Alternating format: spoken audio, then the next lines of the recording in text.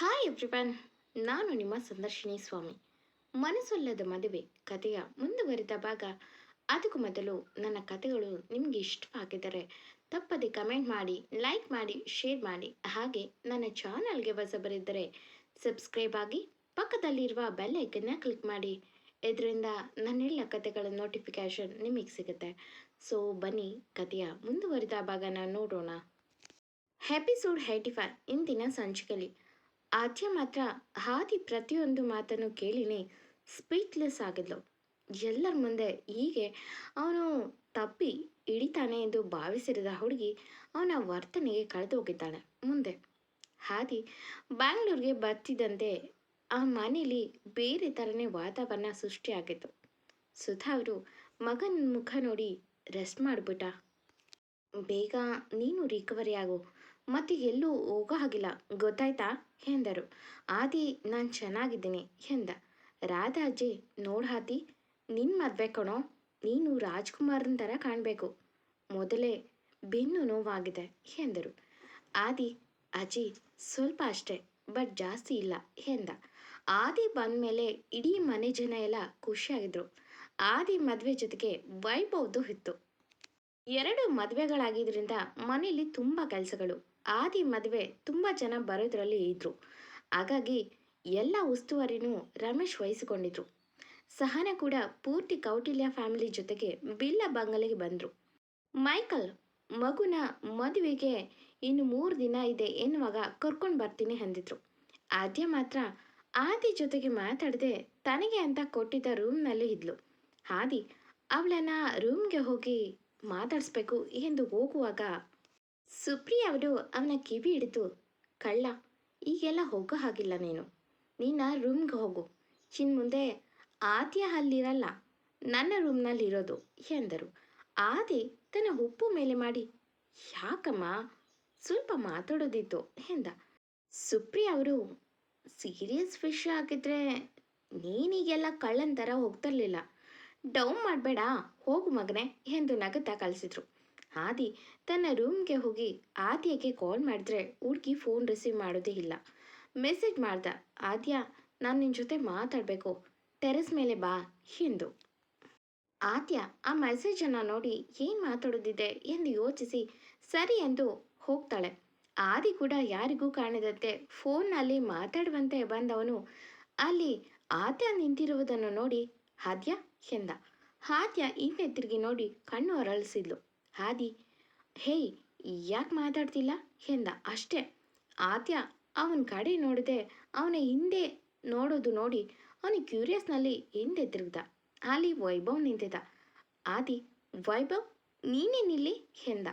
ಆದ್ಯ ಕೆಳಗಿಳಿದು ಹೋಗೋದು ನೋಡಿ ಆದಿ, ಆದ್ಯ ನಿಲ್ಲು ಎಂದರೆ ತಕ್ಷಣ ವೈಭವ್ ಆದಿ ಕೈ ಹಿಡಿದು, ಆದಿ ಈಗೆಲ್ಲ ಮೀಟ್ ಮಾಡಬಾರ್ದು ಅಂತ ಮಾಮ್ ಹೇಳಿದ್ದಾರೆ, ಬಾ ಎಂದ. ಆದಿ ಸಣ್ಣ ಕಣ್ಣು ಮಾಡಿ, ನೀನು ಕೂಡನಾ ಎಂದು ಮನದಲ್ಲೇ ಬಾ ಮಾಡ್ತೀನಿ ಎಂದು ಕೆಳಗೋದ.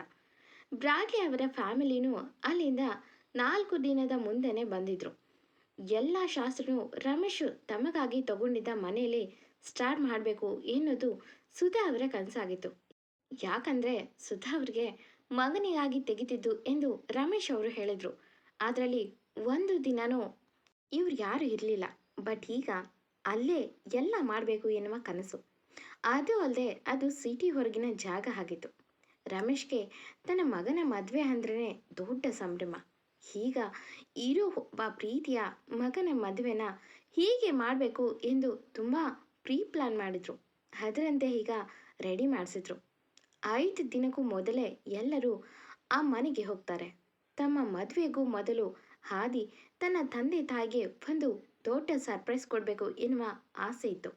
ಹುಡುಗ ಕೂಡ ಅದನ್ನು ತಯಾರಿ ಮಾಡಿದ್ದ. ವೈಭವ್ ಹುಡುಗಿ ವರುದಿನಿ, ಬ್ರಾಡ್ಲಿ ಅವರ ಮಗಳು ಕೂಡ ಇದರಲ್ಲಿ ಇನ್ವಾಲ್ವ್ ಆಗ್ತಾಳೆ. ಸುಮಂತ್ಗೆ ಈಗಾಗಲೇ ಮೊದಲೇ ಹೇಳಿ ರೆಡಿ ಮಾಡಿಸಿದ್ದ. ಅಂದು ರಾತ್ರಿ 12 ಗಂಟೆಗೆ ಆದಿ ಅವರ ಅಮ್ಮನನ್ನು, ಅಮ್ಮ ಸ್ವಲ್ಪ ಮಾತಾಡಬೇಕು ಬನ್ನಿ ಎಂದ. ಆತ ರಮೇಶ್ ಅವರನ್ನು ಸುಮಂತ್ ಕರ್ಕೊಂಡು ಬಂದಿದ್ದ. ಟೆರೆಸ್ ಮೇಲೆ ದೊಡ್ಡದೊಂದು ಶಬ್ದ ಆಯಿತು. ಆ ಶಬ್ದದ ಮಧ್ಯೆ ಮಿಂಚಿನ ಚಿತ್ತಾರ ಮೂಡಿತು. ಎಲ್ಲರೂ ಅದನ್ನು ನೋಡಿದ್ರೆ ಅದರಲ್ಲಿ ಹ್ಯಾಪಿ ವೆಡ್ಡಿಂಗ್ ಆ್ಯನಿವರ್ಸರಿ ಎನ್ನುವ ಸರ್ಪ್ರೈಸ್ ಕಾಣಿತು. ಕತ್ತಲಲ್ಲಿ ಆ ಮುದ್ದಾದ ಬೆಳಕಿನ ಅಕ್ಷರ ರಮೇಶ್ ಮತ್ತೆ ಸುಧಾ ಅವರ ಮೈ ಮರೆಸಿತು. ಇಬ್ಬರು ಒಬ್ಬರ ಮುಖ ಒಬ್ಬರು ನೋಡುತ್ತಾ ನಿಂತ್ರೆ ಅಲ್ಲಿದ್ದ ಜನರೆಲ್ಲ ಖುಷಿಯಾದರು. ಆದಿ ಸರ್ಪ್ರೈಸ್ ನೋಡಿ. ಆದಿ ಅಪ್ಪ ಅಮ್ಮನನ್ನ ತಬ್ಬಿ 30 ವರ್ಷದ ವೆಡ್ಡಿಂಗ್ ಆನಿವರ್ಸರಿ ಎಂದು ವಿಶ್ ಮಾಡಿ ಬನ್ನಿ ಎಂದು ಕೆಳಗೆ ಕರ್ಕೊಂಡು ಹೋಗ್ತಾನೆ. ಮನೇಲಿ ಆಗಲೇ ತುಂಬ ತಯಾರಾಗಿತ್ತಲ್ಲೆಲ್ಲ. ಸುಧಾ, ಆದಿ ಏನಿದು ಎಂದರು. ಆದಿ, ಅಮ್ಮ, ನೀವಿಬ್ಬರು ರಿಜಿಸ್ಟರ್ ಮ್ಯಾರೇಜ್ ಆಗಿದ್ದು, ಹಾಗಾಗಿ ಮದುವೆ ಸಂಭ್ರಮ ನೀವು ಕೂಡ ಅನುಭವಿಸ್ಬೇಕು. ಸೊ ಬೇಗ ರೆಡಿಯಾಗಿ ಬನ್ನಿ ಎಂದು ವರುದಿನಿ ಕಡೆಗೆ ಸನ್ನೆ ಮಾಡ್ದ. ಸಹನ ಮತ್ತು ವರುದಿನಿ ಇಬ್ಬರು ಸುಧಾ ಅವರಿಗೆ ಕ್ರೀಮ್ ಕಲರ್ ಸೀರೆ ಉಡಿಸಿ ಕರ್ಕೊಂಡು ಬಂದರೆ ಆದಿ ಅವರ ಅಪ್ಪನಿಗೆ ಬಿಳಿ ಪಂಚೆ ಉಡಿಸಿ ಕರ್ಕೊಂಡು ಬಂದು ಹಸೆಮಣೆ ಬಳಿ ಕರೆತಂದು ಈಗ ಇಬ್ಬರು ಕೂತ್ಕೊಳ್ಳಿ ಎಂದು ಇಬ್ಬರಿಗೂ ಅರಿಶಿಣ ಹಚ್ಚೋಕೆ ಕೂರಿಸಿದ್ರು. ನಿಮಗೆ ಮಗ ಮಗಳು ನಾನೇ ಎಂದು ಇಬ್ಬರ ಕೆನ್ನೆಗೆ ಅರಿಶಿಣ ಹಚ್ಚಿದ. ನಿಜಕ್ಕೂ ಇದು ತುಂಬ ಸ್ಪೆಷಲ್ ಆಗಿತ್ತು. ಯಾವತ್ತೂ ಇಬ್ಬರಿಗೂ ಆ ಆಸೆ ಬಂದಿರಲಿಲ್ಲ. ಬಟ್ ಮಗ ಮಾಡೋದು ನೋಡಿ ಇಬ್ಬರು ಕಣ್ತುಂಬಿದ್ರು. ಆದಿ ಇಬ್ಬರ ಹಣೆಗೂ ಮುತ್ತಿಟ್ಟು, ಇದು ನಿಮ್ಮ ಮಗನಾಗಿ ಕೊಡುವ ಸ್ಮಾಲ್ ಗಿಫ್ಟ್, ಪ್ಲೀಸ್ ಈಗೆಲ್ಲ ಹತ್ರೆ ನನಗೆ ಬೇಜಾರಾಗುತ್ತೆ ಎಂದವನು ಕೂಡ ಎಮೋಷ್ನಲ್ ಆಗಿದ್ದ. ಸುಧಾ ಮತ್ತು ರಮೇಶ್ ಇಬ್ಬರು ತಮ್ಮ ಅಮೂಲ್ಯ ದಿನಗಳನ್ನು ಕಳ್ಕೊಂಡಿದ್ರು. ಬಟ್ ಈಗ ತನ್ನ ಮಗನಿಂದ ಅದನ್ನೆಲ್ಲ ಫುಲ್ಫಿಲ್ ಮಾಡ್ಕೊಂಡಿದ್ರು. ಬಟ್ ಆದಿ ಕೊಟ್ಟ ಸರ್ಪ್ರೈಸ್ ನೋಡಿ ಇಬ್ಬರಿಗೂ ತಮ್ಮ ಜೀವನದಲ್ಲಿ ಇಷ್ಟೊಂದು ಮುಖ್ಯ ಘಟ್ಟಗಳ ಸಂತೋಷನ ಕಳ್ಕೊಂಡಿದ್ದೀವಿ ಅನ್ನೋದನ್ನು ನೆನೆದ್ರು. ವರುದಿನಿ ಮತ್ತು ಸುಪ್ರಿಯ ಅವರು ಎಲ್ಲರೂ ಇದರಲ್ಲಿ ಭಾಗಿಯಾದರು. ಆ ದಿನ ದೂರದಿಂದ ನೋಡಿದ ಆದ್ಯಗೂ ತುಂಬ ಹೆಮ್ಮೆ ಅನಿಸಿತು. ತಾನು ಕೂಡ ಅವರೆಲ್ಲರ ಜೊತೆಗೆ ಸೇರಿ ಆ ಮೂಮೆಂಟ್ನ ಎಂಜಾಯ್ ಮಾಡೋಕ್ಕೆ ರೆಡಿ ಆದಳು. ಇಬ್ಬರಿಗೂ ಅರಿಶಿಣ ಹಚ್ಚಿ ಕೆಲವು ಫೋಟೋನ ಸೆರೆ ಹಿಡಿದಿದ್ದ. ಆದ್ಯ ಸುಧಾ ಅವರಿಗೆ ಮುದ್ದಾದ ಮೆಹಂದಿ ಹಾಕಿ, ಅಮ್ಮ ನೀವು ತುಂಬ ಮುದ್ದಾಗಿ ಕಾಣ್ತಿದ್ದೀರಾ ಎಂದಳು. ಬೆಳಿಗ್ಗೆ ಇಡೀ ಮನೆ ತುಂಬ ಸಖತ್ತಾಗಿ ಅರೇಂಜ್ಮೆಂಟ್ ಆಗಿತ್ತು. ಅದನ್ನೆಲ್ಲ ಆ ದಿನ ಕೂತು ನಿಂತು ಮಾಡಿಸಿದ್ದ. ಇದನ್ನೆಲ್ಲ ಆದ್ಯ ನೋಡಿ ಎಷ್ಟು ದೊಡ್ಡ ವ್ಯಕ್ತಿ ಆದರೂ ನನ್ನ ಆದಿ ಇದೊಂದು ಮಾತ್ರ ಮರೆಯಲ್ಲ, ಏನೇ ಕೆಲಸನ ತಾನು ಕೂತು ನಿಂತು ಮಾಡಿಸ್ತಾನೆ ಎಂದು ದೂರದಲ್ಲೇ ನೋಡಿ ಖುಷಿಪಟ್ಲು. ಸುಧಾ ಮತ್ತು ರಮೇಶ್ ಅವರನ್ನು ಹೆಬ್ಬಿಸಿ ಸ್ನಾನ ಮಾಡಿಸಿ ರೆಡಿ ಮಾಡಿ ಹೊರಗೆ ಕರ್ಕೊಂಡು ಬಂದರೆ ಇಡೀ ಮನೆ ಪೂರ್ತಿ ಮದುವೆ ಮನೆ ಆಗಿದೆ. ಚಪ್ಪರದ ಜೊತೆಗೆ ರಮೇಶ್ ಫ್ರೆಂಡ್ಸು ದಯಾಳ್ ಮತ್ತು ಸುಧಾ ಓಲ್ಡ್ ಫ್ರೆಂಡ್ಸ್ ಎಲ್ಲ ಬಂದಿದ್ರು. ರಮೇಶ್ಗೆ ಅದನ್ನು ನೋಡಿ ಏನು ಹೇಳಬೇಕು ಗೊತ್ತಾಗಲಿಲ್ಲ. ಆದಿ ಏನಿದೆಲ್ಲ ಎಂದರು ಆಶ್ಚರ್ಯದಲ್ಲಿ. ಆದಿ, ಅಪ್ಪ, ನಿಮ್ಮಿಬ್ಬರ ಲೈಫ್ನ ಸುಂದರ ಕ್ಷಣಗಳನ್ನು ಮತ್ತೆ ಕ್ಯಾಪ್ಚರ್ ಮಾಡೋಕ್ಕೆ ಗಳಿಗೆ ಬಂದಿದೆ. ಪ್ಲೀಸ್ ಎಂಜಾಯ್ ಮಾಡಿ. ನನಗೆ ನನ್ನ ತಂದೆ ತಾಯಿ ಮೊದಲಿನ ಥರ ಖುಷಿಯಾಗಿ ಈಗಿನ್ನೂ ತಮ್ಮ ಜೀವನನ ಕಟ್ಕೊಂಡಿದ್ದೀವಿ ಎನ್ನಿಸ್ಬೇಕು. ನಿಮ್ಮಿಬ್ಬರ ಜೀವನದಲ್ಲಿ ಈ ಖುಷಿ ಅನ್ನೋದು ಶಾಶ್ವತವಾಗಿ ಉಳಿಬೇಕು ಎಂದ. ರಮೇಶ್ ಅವರನ್ನು ಹಸೆಮಣೆ ಮೇಲೆ ಕೂರಿಸಿ ನವ ಜೋಡಿಗಳಿಗೆ ಈಗೆಲ್ಲ ಶಾಸ್ತ್ರ ಮಾಡ್ತಾರೋ ಹಾಗೆ ಈಗ ಮರು ಮದುವೆ ಮಾಡುವ ಕಾರ್ಯಕ್ರಮ ಮಾಡ್ತಿದ್ದಾನೆ ಆದಿ. ರಮೇಶ್ ಅವ್ರಿಗೆ ತಾವು ಸುಧಾ ಪ್ರೀತಿಸಿ ಮದುವೆ ಆದ ಕ್ಷಣಗಳು ಕಣ್ಣ ಮುಂದೆ ಹಾದು ಹೋದವು. ಸುಧಾ ಅವರನ್ನು ತುಂಬ ಮುದ್ದಾಗಿ ಅಲಂಕಾರ ಮಾಡಿಕೊಂಡು ಕರ್ಕೊಂಡು ಬಂದಿದ್ದು ವರುದಿನಿ, ಆದ್ಯ, ಸಹನ.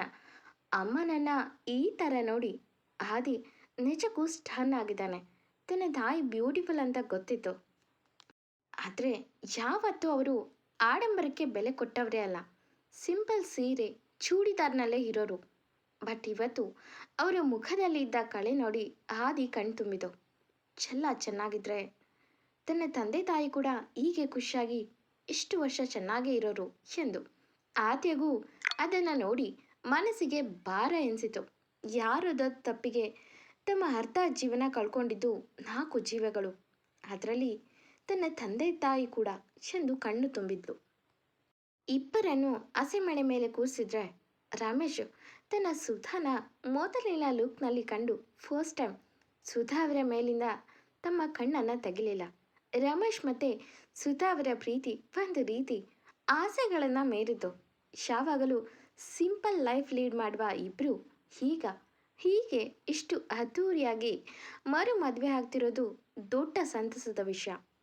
ಹಾದಿ ಪುರೋಹಿತರಿಗೆ ಮಂತ್ರ ಹೇಳಿ ಎಂದು ಯಾರಿಗಾಗಿನೋ ವೆಯ್ಟ್ ಮಾಡುತ್ತಾ ಆಗಾಗ ತನ್ನ ಫೋನ್ ನೋಡ್ತಿದ್ದ.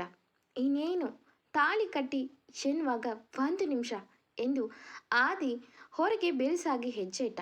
ಕಾರ್ನಲ್ಲಿ ಯಾರನ್ನೋ ಕರ್ಕೊಂಡು ಬಂದ್ರು. ಅಲ್ಲಿದ್ದವರೆಲ್ಲ ಯಾರದು ಎಂದು ನೋಡುತ್ತಾ ಹಾಗೆ ನಿಂತರೆ ಆದಿ ಬಾಡಿಗಾರ್ಡ್ಸ್ ಅವರನ್ನ ಸುತ್ತು ಹೊಡೆದಿದ್ರಿಂದ ಮಂಟಪದಲ್ಲಿ ಇದ್ದವರಿಗೆ ಏನು ಕಾಣ್ತಿರ್ಲಿಲ್ಲ. ಎಲ್ಲರೂ ಯಾರಿದು ಎಂದು ನೋಡ್ತಿದ್ರೆ ಮಂಟಪದ ಮುಂದೆ ಬಂದಾಗ ಸುಧಾ ಅವರು ರಮೇಶ್ ಅವರು ಇಬ್ರು ಎದ್ದು ನಿಂತ್ರೆ ಆದ್ಯ 2 ಹೆಜ್ಜೆ ಹಿಂದೆ ಸರಿದ್ಲು. ಅಲ್ಲಿದ್ದವರ ಕಣ್ಣು ತುಂಬಿತು. 1 ಸೆಕೆಂಡ್. ಆ ಕ್ಷಣ ಕಂಪ್ಲೀಟ್ ಸೈಲೆಂಟ್ ಆಗಿತ್ತು. ಎಷ್ಟರ ಮಟ್ಟಿಗೆ ಅಂದರೆ ಪಿನ್ ಬಿದ್ದು ಕೇಳುವಷ್ಟು ನಿಶಬ್ದ ತುಂಬಿತು ಆ ಪ್ಲೇಸ್ನಲ್ಲಿ. ಎಂದಿನಂತೆ ಈ ಕತೆ ಮುಂದುವರಿಯೋದು. ಈ ಕತೆ ನಿಮಗೆ ಇಷ್ಟವಾಗಿದ್ದರೆ ತಪ್ಪದೆ ಕಮೆಂಟ್ ಮಾಡಿ, ಲೈಕ್ ಮಾಡಿ, ಶೇರ್ ಮಾಡಿ. Thank you for watching.